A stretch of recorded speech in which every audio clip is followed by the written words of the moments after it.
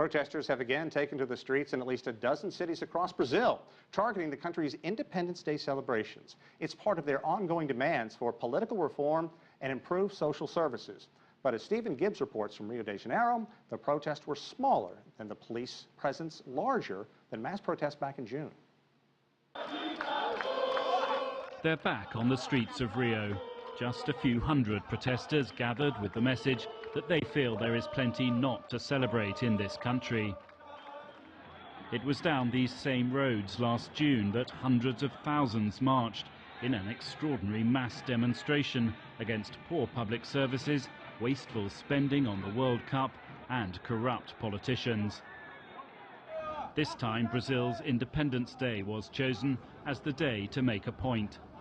Independence for whom, read the sign this man was holding.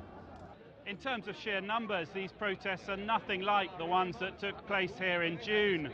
But the people taking part say they are part of a social movement and won't be going away quietly. But they have lost one advantage, the element of surprise. While last June the protesters caught the government unawares, this time the government seemed ready for them.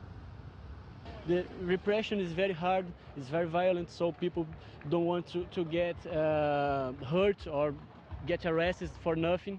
This man asked that we didn't show his face on camera. Politics nowadays is done in the streets.